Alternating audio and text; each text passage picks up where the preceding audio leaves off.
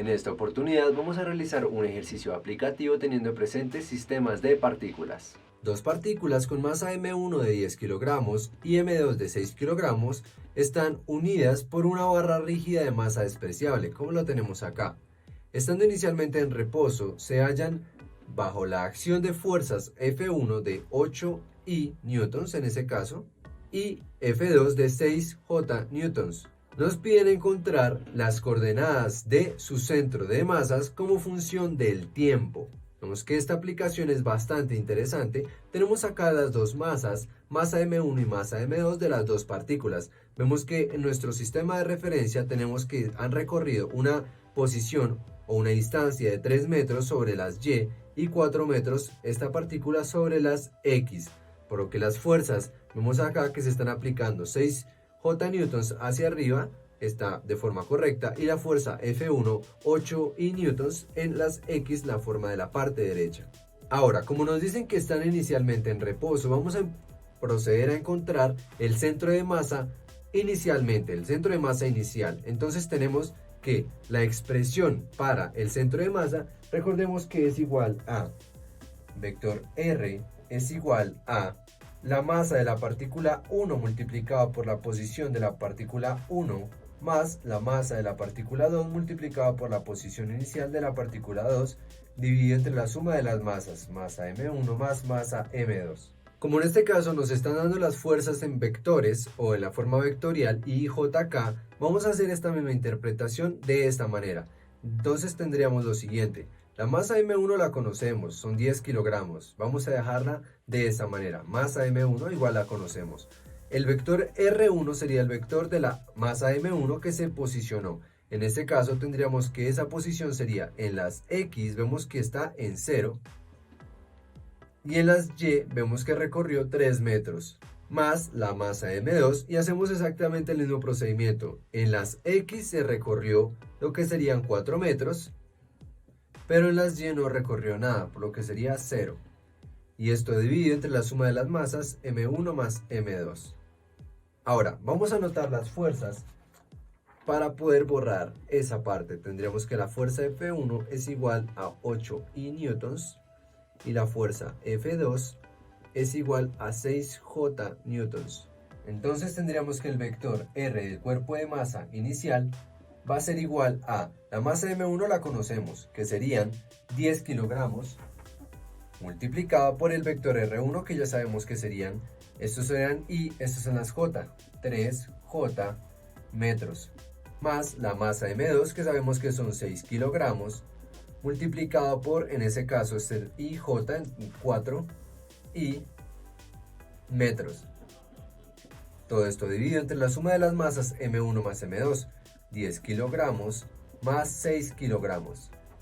Por lo que esto nos va a quedar de la siguiente manera: 10 kilogramos multiplicado por 3 en las J por metros dividido entre 16 kilogramos. Y aquí tendríamos más para las I, tendríamos 6 kilogramos multiplicado por 4 en las I metros dividido entre 16 kilogramos. Si organizamos de forma correcta, vemos que aquí están las I y aquí estarían las J, por lo que haciendo uso respectivo de la calculadora, me quedaría que va a ser igual a 3 medios en la posición I más 15 octavos en la posición J.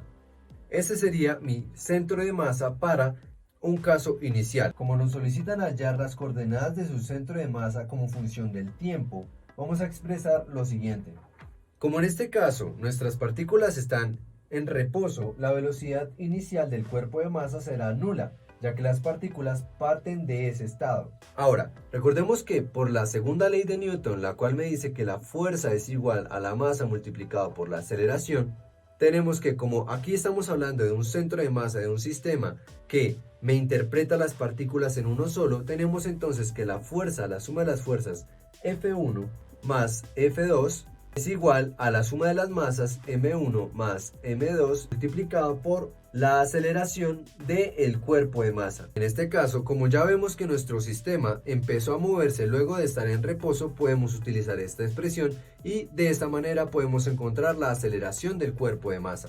Tenemos entonces que la aceleración del cuerpo de masa va a ser igual, también es vectorial. Tendríamos entonces que esto está multiplicando, pasa a dividir fuerza F1 más la fuerza F2 dividido entre la masa 1 más la masa 2. Tenemos entonces que conocemos la fuerza F1, que son 8 I newtons, más la fuerza F2, que son 6 J newtons, dividido entre la suma de las dos masas, que sabíamos que son 10 más 6, 16 kilogramos. De esta manera, haciendo uso de la calculadora, dividimos 8 sobre 16 más 6 sobre 16, que cancelándolo nos quedaría 8 dividido entre 16. Sabemos que newtons hace referencia a kilogramo por metro sobre segundo cuadrado, y aquí dividimos entre kilogramo, ya se va a cancelar, más aquí tendríamos 6 dividido entre 16, kilogramo por metro sobre segundo cuadrado, dividido entre kilogramo.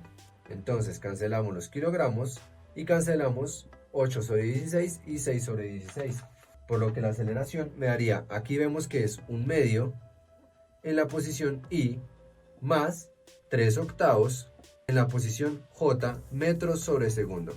Muy bien, ahora el cuerpo de masa va a realizar, por lo tanto, un movimiento uniformemente acelerado, conociendo la aceleración.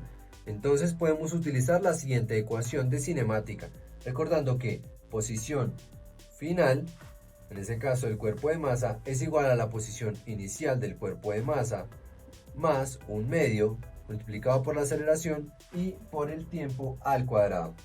En este caso sería la aceleración del cuerpo de masa. Recordemos que esta que está acá es la posición del centro de masa inicial, ¿verdad? Del centro de masa inicial, cuando no había movimiento, por lo que también hace referencia a este que está acá. De esta manera podemos operar lo siguiente para el centro de masa luego de el movimiento. Esto me quedaría de la siguiente manera. Reemplacemos los datos. Me quedaría entonces 3 medios en I más 15 octavos en J más un medio de la aceleración. Sabemos que la aceleración es un medio en I más 3 octavos en J multiplicado por el tiempo al cuadrado. El tiempo lo vamos a dejar como función de, porque a nosotros nos solicitan encontrar las coordenadas del centro de masa como función del tiempo, ¿verdad? En este caso vamos a dejar el tiempo al cuadrado de forma correcta ahí. Vamos a operar lo que serían las componentes. Tenemos entonces que tenemos que dejar a un lado lo que viene con I y a otro lado lo que viene con J, por lo que tendríamos 3 medios de I, aquí sería nuestra multiplicación, un medio por un medio sería un cuarto, multiplicado por el tiempo al cuadrado en las I más, y aquí tendríamos en este caso 15 octavos en las J. En este caso tomamos también lo que sería lo que está aquí en las J, sería un medio por 8, sería entonces 8 por 2, 16, serían 3 16avos, multiplicado por el tiempo al cuadrado, y esto por las J. De esta manera, operando, me quedaría que esto va a ser igual a 6 más el tiempo al cuadrado dividido entre 4 en las I más 30 más 3 veces t cuadrado dividido entre 16, y hacemos esta operación en las J.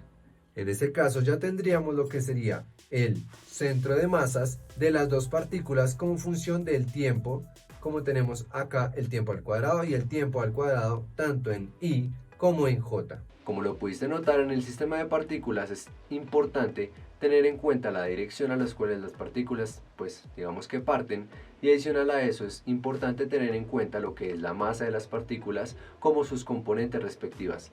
No siendo más, te espero en una siguiente clase para seguir haciendo ejercicios de aplicación.